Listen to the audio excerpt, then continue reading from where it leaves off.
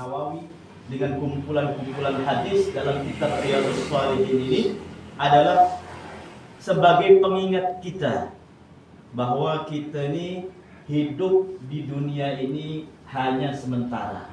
Maka disebutkan dalam muqaddimah kitab Riyadhus Shalihin ini ada sebuah syair.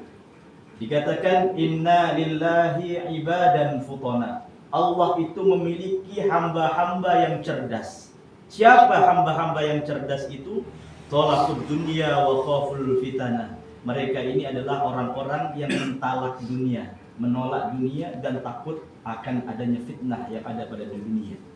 Nawaru fiha falamma alimu annaha laysat lihayyin watana. Mereka melihat, merenungi dalam-dalam bahwa ketika mengetahui dunia ini adalah bukan tempat kita selamanya, bukan asal dari tempat kita yang akan kita diami selamanya, maka ja'aluha lujjatan wattakhadhu salihal a'mali fiha sufuna. Maka mereka hamba-hamba yang cerdas ini, mereka menjadikan dunia ini hanya sebagai batu loncatan saja, sebagai sarana saja untuk nanti menuju akhirat dan mengambil amal-amal soleh, mengambil amal-amal yang baik menjadi perahu kita untuk menuju ke hadirat Allah Subhanahu wa Ta'ala.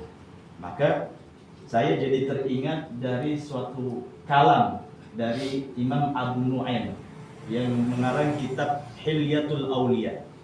Beliau mengatakan bahwa manusia ini sebenarnya adalah orang-orang yang walaupun kita ini mati, tapi kami kita ini sebagai manusia ini sebenarnya adalah makhluk yang dikehendaki abadi oleh Allah. Maksudnya bagaimana? Imam Abu Nu'aim itu mengutip dari seorang tabi'in bernama Bilal bin Sa'ad.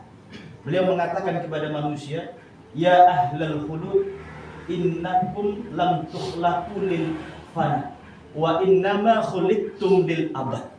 Kalian ini semua, wahai manusia, ini tidak diciptakan untuk tiada, akan tetapi kalian diciptakan nanti untuk selalu ada. Apa maksudnya? Walakinnakum tunqaluna min darin ila dar. Hanya saja kita ini cuma berpindah alam saja, dari satu alam ke alam yang lain. Jadi kalau kita meninggal, mati, ini pada hakikatnya kita tidak mati. Mati jasadnya saja, tapi pada hakikatnya ini kita pindah alam. Dari sebelumnya kita hidup, diceritakan bahwa dalam agama itu kita ada 5 fase kehidupan. Pertama ada kita hidup di alam arwah. Sebelum kita hidup di dunia ini, kita semua hidup di alam ruh. Semua manusia ada hidup di alam ruh. Kemudian ruh itu dipindahkan dari alam ruh ke alam rahim, di perut ibu kita. Kemudian diciptakanlah, ditulislah takdir kita sebelum kita dilahirkan. Setelah dari alam rahim, kemudian kita dilahirkan di alam dunia. Setelah dari alam dunia, kemudian kita meninggal, masuk ke alam barzakh. Jadi kita tidak mati kemudian selesai. Setelah meninggal, jasad kita meninggal, tapi roh kita masuk ke dalam alam barzakh. Setelah alam barzakh, kiamat apakah selesai? Enggak. Setelah kita masuk di alam barzakh, masih ada kehidupan selanjutnya, yaitu alam akhirat. Jadi perjalanan hidup kita ini masih panjang. Hidup kita di dunia ini, kata Nabi, umru ummati baina sittin wa sab'in. Umur umatku ini hanya 60-70 tahun. Lebih daripada itu bonus. Biasanya kalau bonus itu udah gak enak. Kita kalau beli telur dikasih bonus, itu biasanya udah tak bagus.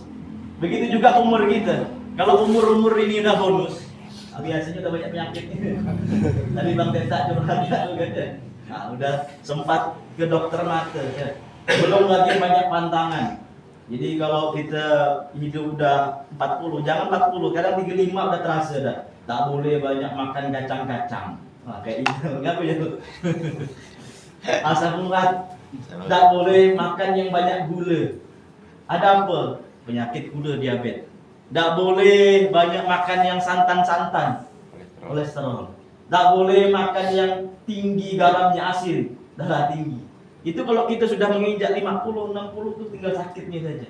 Setelah itu kita akan dipindahkan dari alam dunia ke alam kubur.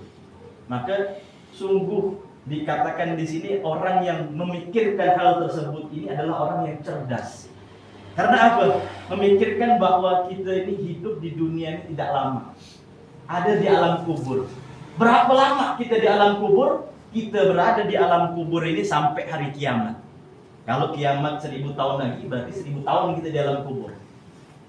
Kiamat 2000 tahun lagi, 2000 tahun kita di alam kubur. Dan kita tidak tahu berapa lama di alam kubur. Iya, kalau kita dapat nikmat kubur. Kalau kita dan kesebalikannya dapat siksa kubur, na'udzubillah min dzalik. Satu hari itu terasa lama sekali. Bayangkan di kubur kita disiksa. Siksa kubur itu adalah DP sebelum nanti di akhirat. Jadi kasih DP dulu di alam kubur. Makanya ada siksa kubur, ada nikmat kubur. Makanya bukti bahwa nikmat siksa kubur itu ada. Suatu ketika Rasulullah itu pernah lewat dalam satu kuburan. Tiba-tiba ada